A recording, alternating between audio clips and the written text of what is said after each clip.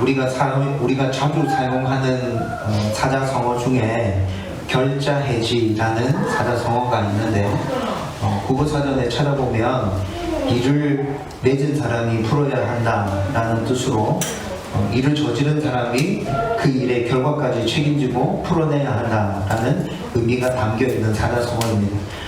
그런데 오늘 본문의 사건이 결자해지라는 사자성어가 딱 어울리는 상황이죠.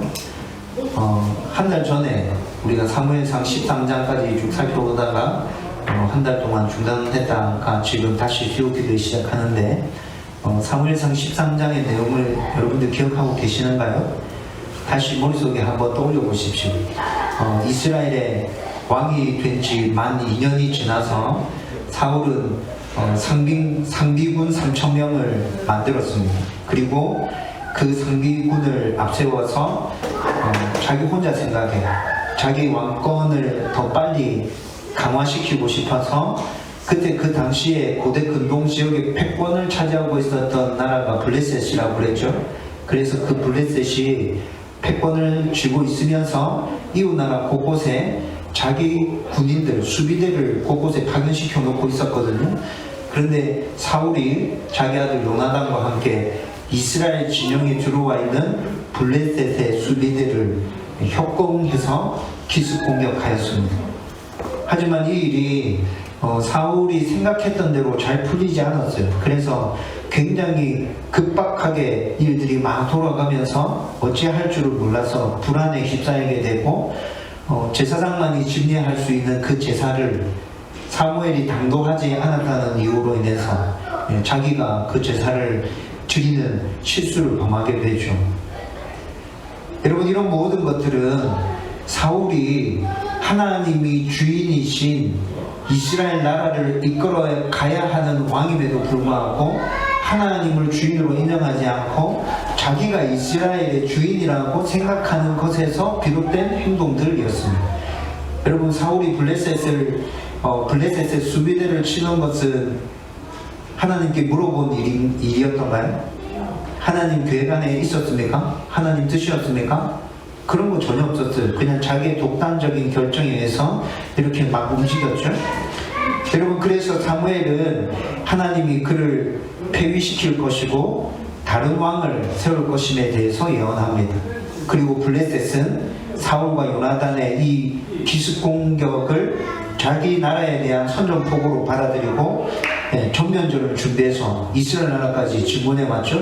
그래서 지금 상황은 이스라엘과 블레셋이 전선을 마주하고 일촉즉발의 긴장감이 감도는 그런 상황 가운데 있습니다. 여러분, 상황이 이렇게 급박하게 돌아가는데 군사력과 무기와 전략 전술 모든 면에서 자기들은 지금 블레셋이랑 붙으면 게임이 안 된다는 것을 누구보다도 이스라엘 군인들이 잘 알죠. 그래서 이스라엘 군인들은 싸우러 모이긴 했는데 모였다가 뿔뿔이 다 도망가서 산속에 숨어버립니다. 그래서 결국 남아있는 군사의 수는, 사울 곁에 남아있는 군사의 수는 600명에 불과하다고 성경이 계속해서 말해주고 있어요. 여러분, 이렇게 전쟁이 시작되면 어떻게 될까요? 이건 보지 않아도 이스라엘이 100번 붙으면 100번 다치는 전쟁인 거죠. 여러분, 그리고 이 일의 주도자였던 사울 왕조차도 이를 너무 잘 알고 있는 것 같습니다. 그래서 자기가 더 이상 어떻게 할 수 있는 방법이 없다, 그 생각에서 그냥 무책임하게 손을 놓고 있는 모습들이 오늘 우리가 읽었던 본문 곳곳에서 그 모습들이 나타나고 있어요. 여러분, 그러나 사울과 함께 이 일에 함께 했던 요나단은 결자해지의 측면에서 믿음으로 다시 자리를 박차고 일어나서 하나님을 의지해서 전장으로 나가고 있습니다. 그리고 우리는 오늘 말씀을 통해서 사울과 요나단을 한번 비교해 볼 거예요. 그리고 그렇게 사울과 요나단을 비교해 보면서 요나단의 모습에서 이 세상에, 전쟁터와 같은 이 세상에서 살아가는 성도가 도대체 어떤 모습과 자세를 가지고 살아가야 하는지 분명하게 깨닫고 하나님의 사람으로 굳게 설 수 있기를 주님의 이름으로 축원드립니다.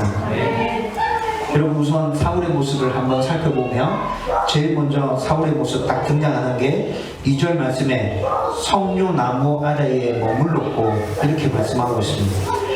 여러분 이렇게 말씀하고 있는 것으로 보아서 블레셋과 전선을 마주한 일촉즉발의 상황인데도 자기 힘으로는 어떻게 할 수 없다는 것을 직감하고 그냥 손 놓고 멍하니 앉아 시간을 흘려보내고 있는 사울의 모습을 짐작할 수 있어요. 여러분 여기서 사용된 머물렀고 라는 이 단어를 히브리어 단어로 살펴보면 어떤 일을 열심히 하다가 좀 쉬기 위해서 잠깐 석류나무 아래 머물러 있는 게 아닙니다. 열심히 길을 가다가 좀 지쳐서 다시 힘을 보충해서 길을 가야겠다라는 의미에서 석류나무 아래에 머물러 있는 게 아니라고요. 어떻게 할 수 없어서 그냥 시간 때우기 위해서 석류나무 아래 멍하니 앉아있는 그 의미를 담아서 히브리어 단어 머물렀고가 사용되어지고 있습니다. 여러분 지금 이스라엘은 블레셋과 전선을 맞이하고 있고 전면전으로 곧바로 시작할 수 있는 상황 가운데 지금 있죠. 그런데 그는 이스라엘 군대의 주둔지나 블레셋과의 전선을 마주한 최전선에 있는 것이 아니라 석류나무 아래에 앉아 있습니다. 전쟁이 곧 시작될 수도 있는 상황에서 그 전쟁을 이끌어야 하는 한 나라의 왕이 이렇게 손을 놓고 있다는 것은 이 전쟁은 붙어봐야 이미 패한 전쟁이다 라는 것을 왕 자신도 직감하고 있다는 거죠.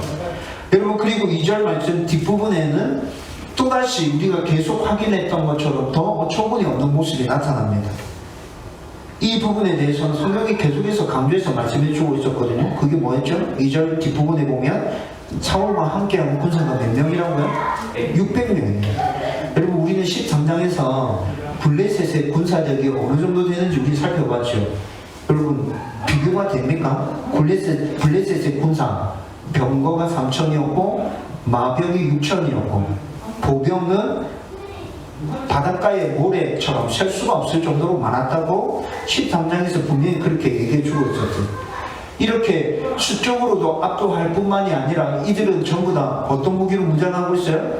철제 무기로 무장하고 있어요. 그런데 이스라엘 군사들은 블레셋과의 전쟁이 시작되는 것이 알려지면서 사울이 소집 명령을 내리죠.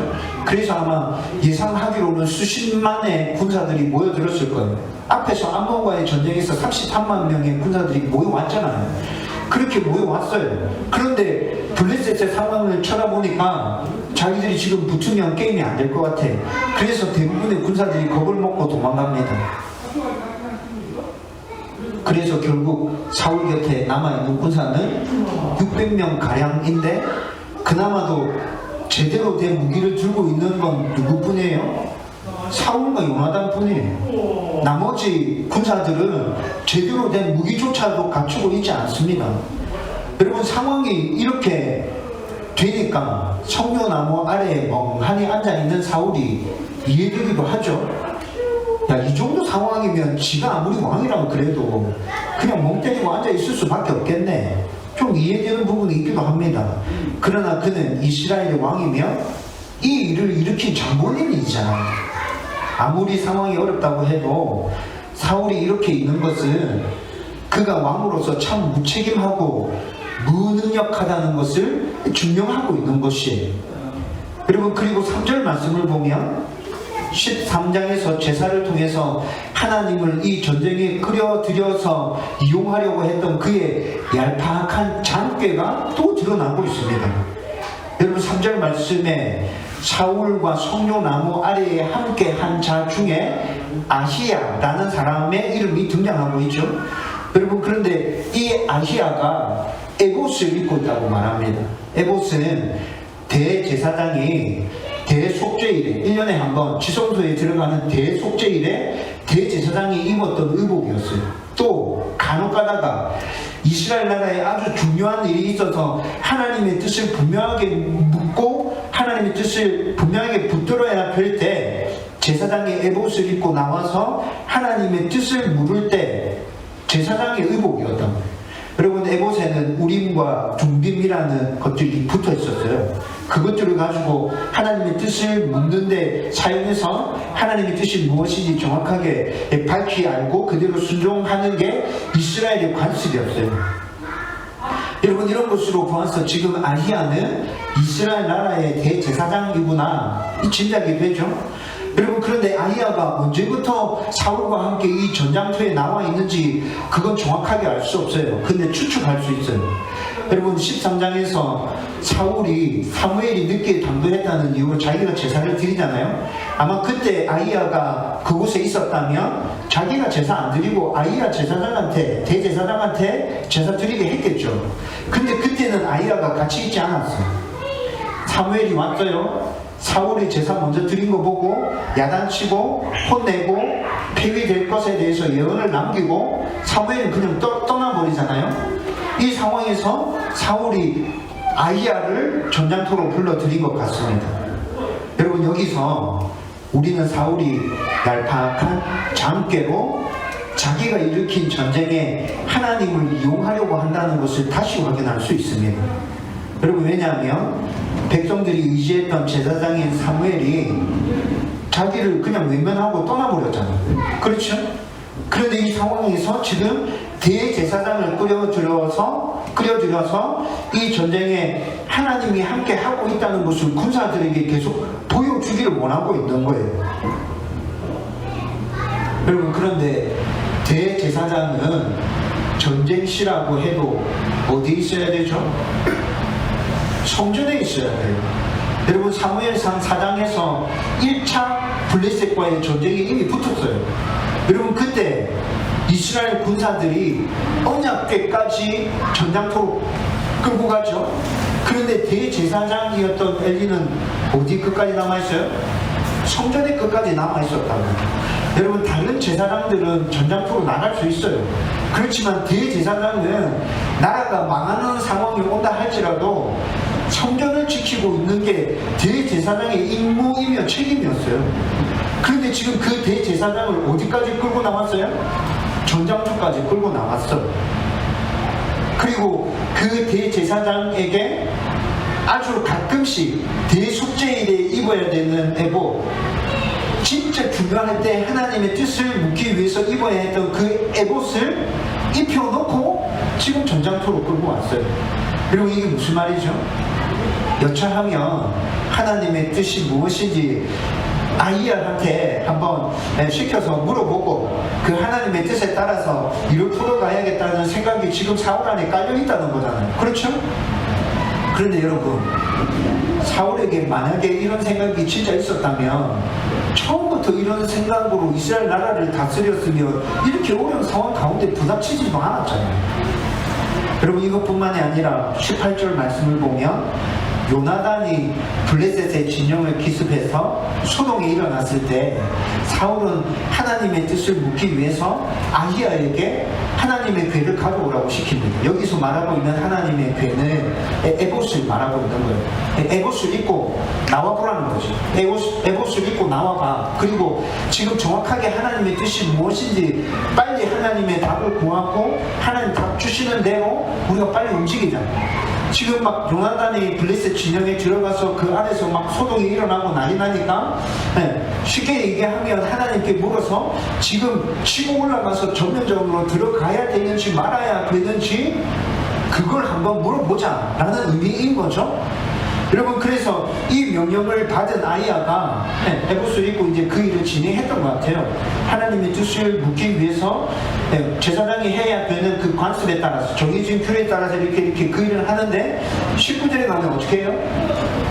그렇게 아히야가 하나님의 뜻을 묻기 위해서 진행하는 그 순간에도 블레셋에 일어난 그 소동은 점점 더 심해지고 있어요. 이 상황을 지켜보고 있던 사울이 아히야가 하고 있던 그 모든 일들을 다 중단시켜버려요.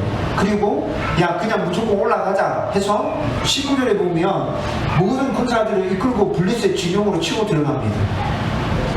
여러분, 여기서도 사울이 여전히 하나님의 뜻보다는 자기 생각과 판단을 더 의지하고 있다는 것이 분명하게 드러나고 있죠. 여러분, 우리가 성경을 통해서 계속 확인하듯이 하나님의 뜻을 묻고 하나님이 알려준 대로 순종해서 차근차근 일을 진행해도 절대로 늦지 않습니다. 절대로 늦지 않을 뿐만이 아니라 이렇게 진행해 가는 것이 성도가 살아가는 삶에 있어서 순리대로 일을 풀어가는 것이고 성공으로 가는 지름길인 것이죠. 그런데 문제는 하나님의 뜻을 묻고 그 뜻에 따라 순종해 가는 것은 항상 느리고 실패할 것 같다는 느낌이 계속 든다는 게 문제예요. 여러분, 그래서 하나님을 온전한 주인으로 인정하지 않는 사울과 같은 성도들은 어떻게 해요? 하나님의 뜻을 묻다가도, 그리고 하나님께서 이렇게 하라고 하시구나 생각이 들어서 그대로 순종해서 가다가도 그것을 포기하고 더 확실하고 더 빠른 방법이라고 생각하는 세상적인 방법들과 자기 뜻에 따라 움직여 갈 때가 정말 많잖아요. 여러분, 이것뿐만이 아니라 마지막으로 등장하는 사울의 모습은 그가 왕이지만 그의 다스림과 통치는 이스라엘 백성들에게, 이스라엘 군사들에게 전혀 효력을 발휘하고 있지 못합니다. 여러분, 13장에서 사울의 명으로 소집된 이스라엘 군사들은 블레셋의 군사력을 보고 다 도망치죠. 여러분, 아주 극소수는 요단강 동쪽 편까지 강을 넘어서 도망갔다고 말하고 있어요. 아주 극소수이지만 이렇게 멀리 도망간 군사들도 있고, 아마 대부분의 군사들은 오늘 22절의 말씀에 보면 알 수 있듯이 근처에 산속으로 깊이 숨어 들어간 것 같습니다. 여러분, 군인들이 전쟁 상황에서 전선을 이탈하는 것은 즉시 사형에 처할 수 있는 아주 엄중한 죄입니다. 그런데도 너무 무서워가지고, 야, 이대로 전쟁 붙으면 우리는 그냥 힘 한 번 써보지도 못하고 다 죽는 거야. 이래도 죽고 저래도 죽는 거면 난 차라리 도망가다가 잡혀서 죽는 편을 택하겠다. 안 잡히면은 살아남는 거잖아.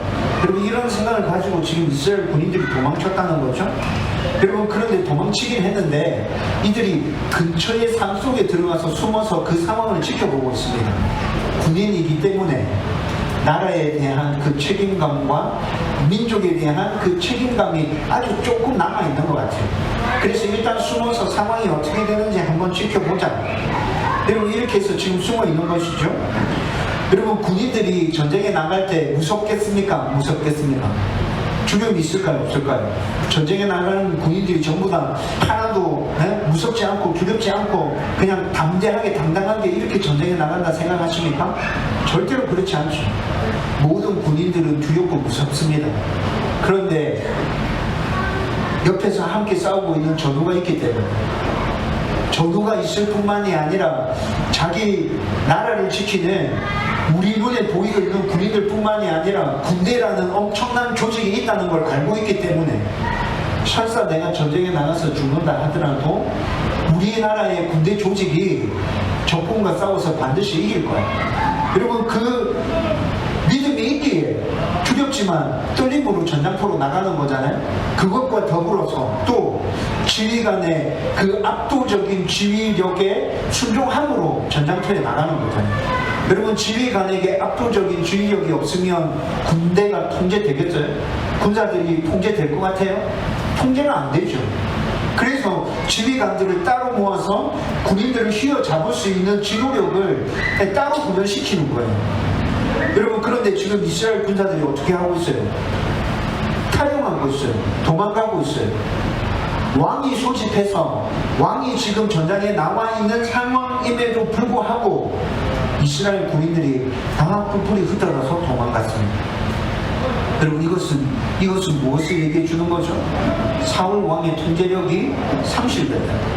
사울 왕의 통제력이 이스라엘 백성들에게, 이스라엘 군사들에게 먹히지 않고 있다라는 것을 단적으로 보여주고 있는 것이죠. 여러분, 이것뿐만이 아니라 또 1절과 3절 말씀 읽어보면 요나단이 그의 무기를 든 소년과 함께 블레셋을 기습 공격할 계획을 세웠지만 왕이면서 아버지인 사울에게 보고하지 않습니다. 그리고 또 요나단과 그 소년이 부대를 이탈하고 나서 블레셋 진영에서 상황이 벌어질 때까지 군사가 이탈했는지 아니면 뭐 그대로 잘 있는지조차도 이스라엘 군인들이 지금 파악이 안 되는 상황이에요. 여러분, 이런 것들 모두를 살펴보면 사울 왕이 이스라엘 군대에 대한 통제력을 상실했다는 것을 확실하게 확인할 수 있는 대목인 것이죠. 여러분, 그래서 몇 주 전에 우리가 사울 왕의 이런 상황들에 대해서 살펴보면서 사울이 이 상황에서 단지 할 수 있는 일로 뭐 하는 것뿐이라고 말씀드렸죠? 남은 병사의 수가 몇 명인지 숫자 세는 거. 이탈한 군사가 있는 것 같은데 그 이탈한 군사가 누군지 파악하기 위해서 조모하는 거. 여러분, 숫자 세는 게 지금 사울 왕이 할 수 있는 전부예요. 그런데 요나단은 사울과는 전혀 다른 모습을 오늘 본문을 통해서 우리에게 보여주고 있습니다. 여러분, 13장에서 첫 단추를 잘못 끼웠다고 해도 결자 해지의 마음으로 믿음을 가지고 잘못된 것을 바로 잡아야 한다는 결단과 실행이 요나단의 모습 가운데서 나타난다는 말인 거죠. 여러분, 그래서 그는 그의 무기든 소년과 함께 단 둘이서 블레셋을 기습하려고 계획을 세우고 있습니다.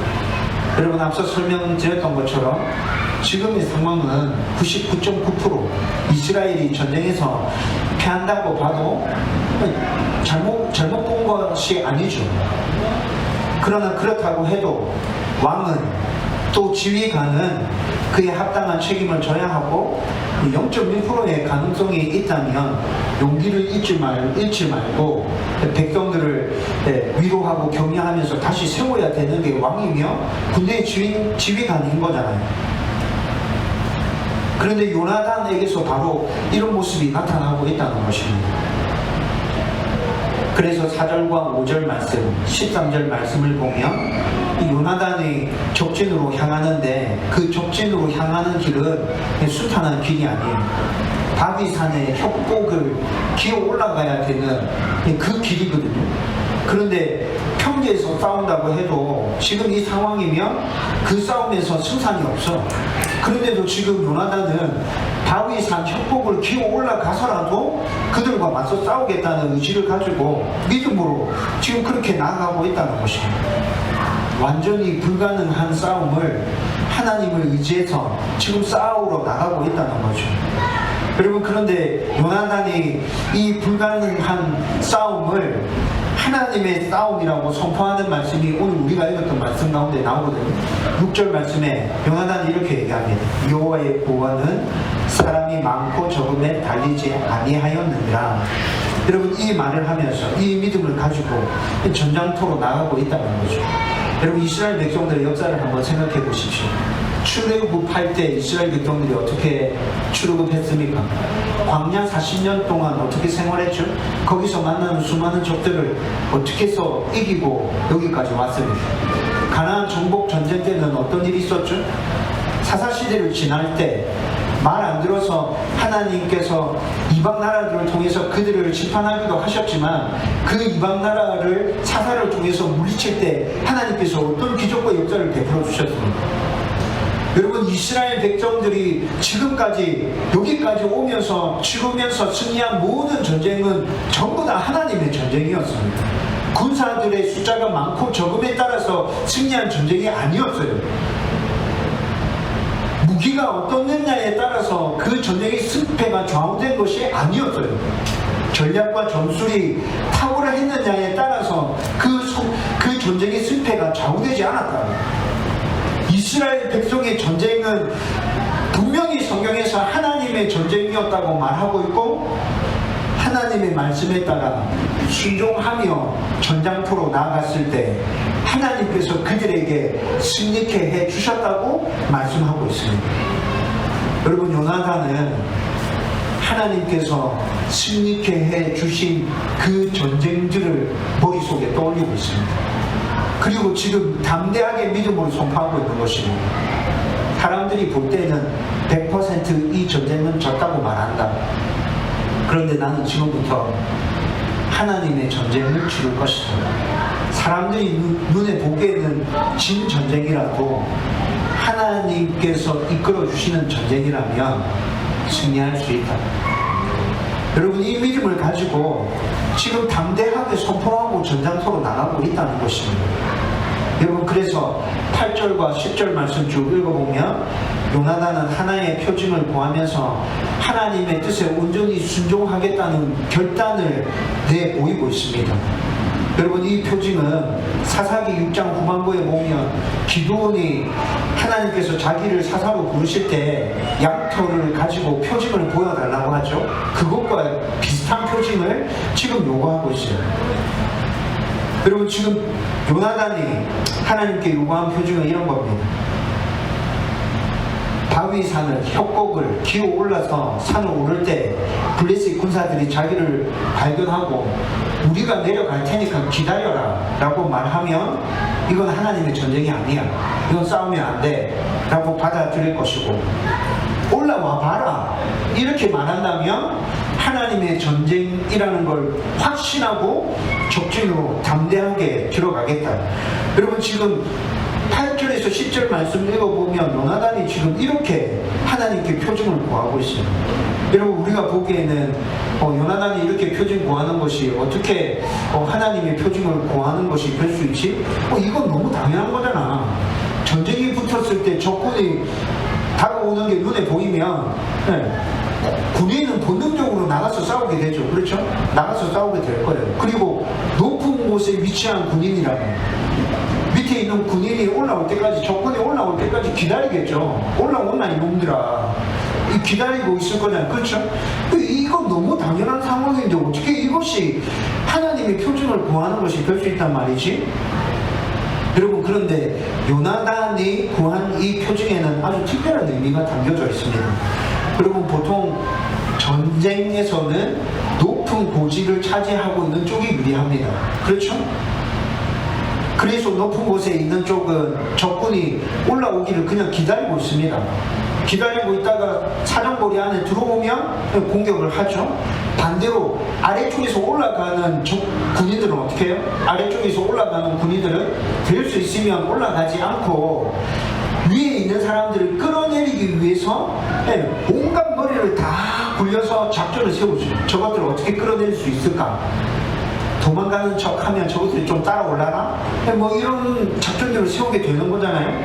여러분, 그런데 요나단은 지금 반대로 표징을 구한 거예요.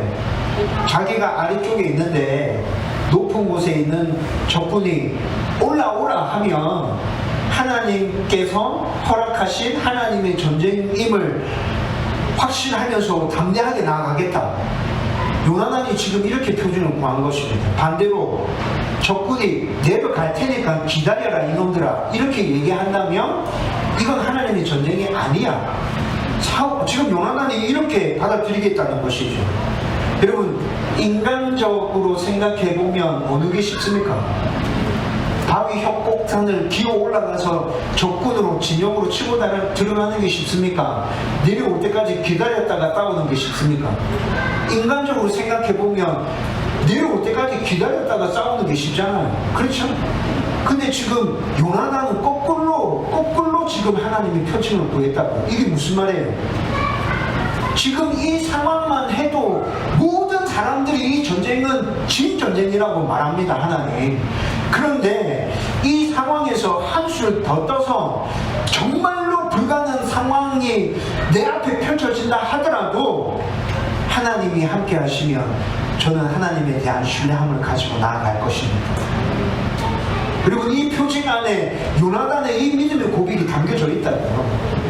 여러분, 그런데 오늘 말씀에서 블레셋 군인들이 요나단에게 뭐라 얘기하죠? 12절 말씀에 올라오라 이렇게 얘기합니다. 올라오라. 여러분, 요나단이 우리 2명밖에 없지만, 나랑 무기던 소년 단 2명밖에 없지만 이 전쟁은 하나님께서 우리 손에 붙였다. 여러분, 담대하게 기어 올라가는 거예요. 여러분, 오늘 우리가 읽었던 말씀에 보면 13절 요나단이 손발로 기어 올라갔고, 손발로 기어 올라갔어요. 여러분, 죽을 힘을 다해서 기어 올라가는 거죠. 여러분, 이렇게 올라가서 그들과 함께 전쟁을 치르게 됩니다.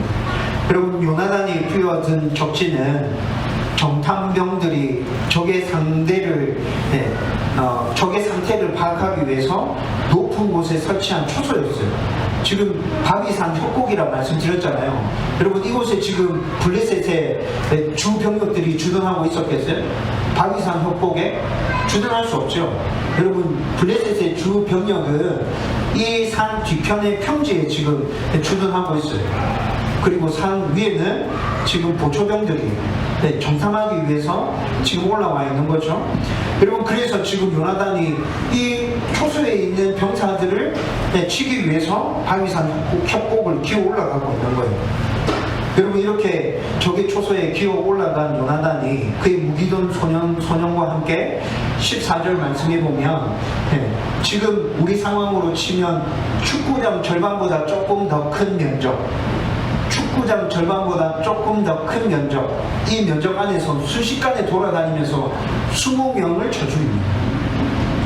여러분, 그런데 이렇게 요나단이 자기들이 세워놓은 보초를 순식간에 20명을 해치운 사실들이 빨리 밑에 있는 본진으로 소식이 전해지죠. 그리고 15절 말씀해 보면 이 소식을 들은 블레셋이 하나님이 내리신 공포에 사로잡히게 됩니다. 굉장히 힘이 떨었고 땅도 큰 지진이 일어나 떨었다고 말씀하고 있어요. 그런데 이때 이 당시에 사람들이 지진이 일어나는 것을 신이 진노했을 때 지진이 일어난다고 받아들였거든요. 그런데 지금 요나단이 자기 진영에 치고 들어왔는데 순식간에 20명이 죽었다는 소리가 들려왔어요. 하나님이 내리신 공포가 그들 가운데 휩싸고 있죠. 그 상황 가운데 땅이 함께 지진이 일어나서 흔들리고 있어. 블레셋 군인들이 느끼고 있는 이 공포감이 배가 되는 거죠. 여러분, 그래서 19절과 20절 말씀해 보면 그 안에서 일어난 소란과 혼란들이 점점 더해갖고 크게 혼란해졌으며 이렇게 말씀하고 있습니다. 그래서 결국에는 자기들끼리 죽고 죽이는 자존질환까지 그 안에서 일어나게 된 것입니다. 여러분, 그리고 21절과 22절 말씀해 보면 여러분, 아주 오래전에 블레셋에 강제로 군인으로 편입됐던 유대인들이 이 상황을 틈타서 다시 유대 쪽에 붙어서 블레셋과 싸우는 모습이 나타나요. 22절 말씀해 보면 산악의 곳곳에 깊이 숨어 들어갔던 이스라엘 백성들이 이 상황을 보고 뛰쳐나와서 이스라엘 군사들과 함께 힘을 합쳐서 블레셋을 치고 있는 장면들이 등장하고 있습니다. 여러분, 믿음을 가지고 하나님의 전쟁이라 선포하고 나갔던 요나단 한 사람에 의해서 여러분, 이 전쟁이 이렇게 뒤집혀지고 있는 것입니다. 여러분, 이제 오늘 본문 말씀으로 저와 여러분의 모습에 대해서 한번 생각해 보십시오. 여러분, 다른 선택지가 여러 개 있었음에도 불구하고 개척을 결정하고 준비할 때 사람들이 너 왜 그러냐? 안 된다, 힘들다, 어렵다. 여러분, 이런 말들 저한테 정말 많이 했습니다. 작년 3월에 코로나가 본격적으로 시작되고 난 이후에 개척교회 목사님들이 아니라 어느 정도 규모가 있는 교회 목사님들을 만날 때마다 꼭 물어보는 게 있습니다. 힘들지 않냐? 괜찮냐? 한 번도 연락 오지 않던 어느 목사님이 전화해서 괜찮냐고 물어보시기도 했었어요. 아예 물어보지도 않지만 힘들고 어렵겠구나 라고 생각하고 도움의 손길을 내미는 성도들 정말 많았습니다. 여러분, 그런데 저는 개척교회 목사에게 많은 분이 왜 이렇게만 물어보는지 그 이유를 알 수가 없습니다. 하나님의 교회를 세우는 것인데 왜 꼭 이 일은 어렵고 힘들어야만 할까? 왜 사람들은 개척하는 게 힘들고 어렵다고만 생각하지? 여러분, 저는 아직도 의문입니다. 그리고 성도 중에도 힘든 세상을 살아가기 위해서는 고생스러운 하나님의 방법보다는 익숙하고 세상 사람들과 섞여 살면서 튀지도 않는 세상의 방법에 따라가는 게 더 빠르고 편하고 나에게 이득이 많을 거야 생각하는 분들 정말 많습니다. 저는 이런 분들에게 우리 교회가, 제가, 여러분들이 좋은 모델이 되어주면 좋겠다는 간절한 소망을 품고 있습니다. 여러분, 지금까지 우리 교회는 하나님의 방법에 따라서 하나님이 주인이신 교회를 세우기 위해서 노력했고, 지난 4년 동안 전혀 어렵지 않았고, 조금씩 하나님이 주인이신 건강한 교회로 세워져 가고 있습니다. 또 교만하게 보일지 모르겠지만 저도 늘 말씀과 기도를 붙들고 나 자신을 살피고 주인이신 하나님의 말씀에 순종하기 위해서 몸부림치면서 지금까지 잘 살아왔다고 생각하고 있습니다. 앞으로도 목사님 그렇게 살 수 있나요? 라고 물어보시면 장담하면서 대답할 수 없지만 여전히 몸부림치며 나갈 것입니다 라고 답할 것입니다.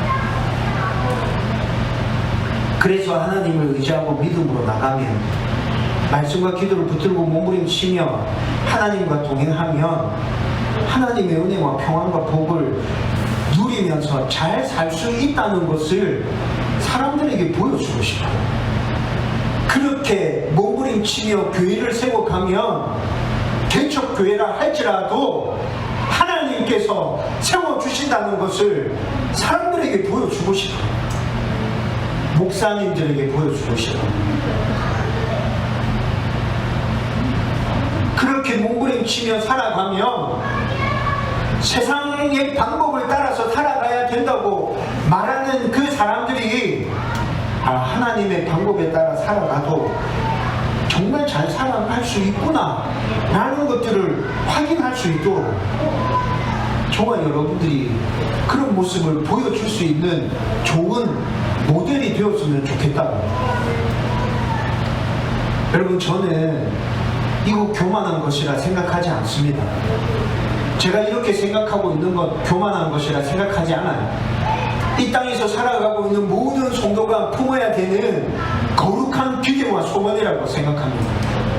몸부림치는 나의 모습을 통해서 살아계신 하나님이 보여지고, 몸부림치고 있는 그의 모습을 통해서 이 땅의 개척은 아직도 여전히 될 수 있고, 우리 하나님은 살아계시고 그 하나님이 위대하시고 광대하시다.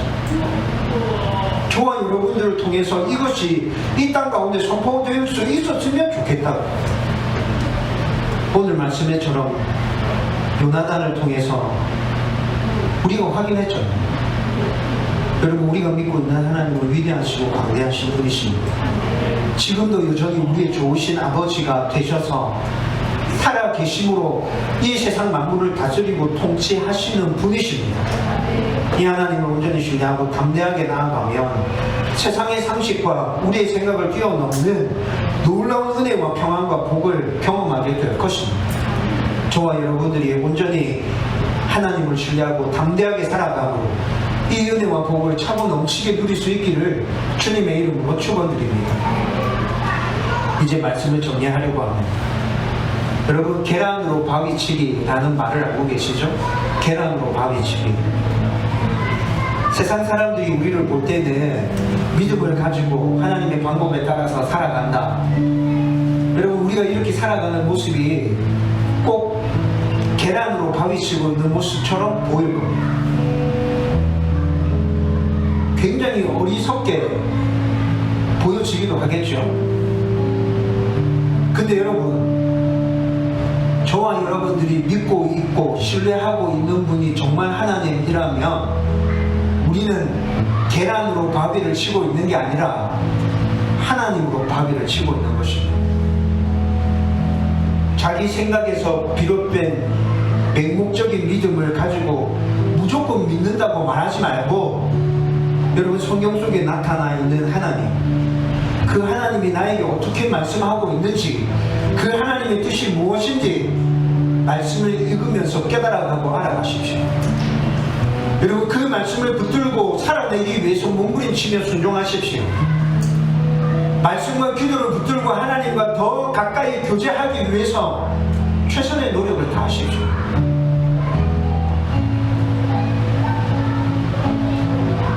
우리가 이렇게 노력하고 있다면 세상 사람들이 계란으로 바위를 치고 있구나 라고 볼 수 있겠지만 실제는 어떤 것이라고요? 하나님으로 바위를 치고 있는 것이라고.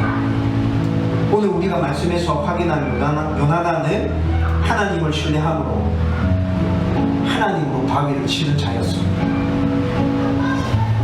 왕이 나머지의 잘못된 결정에 동참하기도 했지만 결자 해지의 마음으로 다시 온전히 하나님만 의지해서 완전히 불가능한 일을 가능으로 바꾸는 하나님으로 바위를 치는 자가 바로 요나단이었다는 것이죠. 여러분, 이 시대에 우리도 요나단과 같이 될 수 있습니다.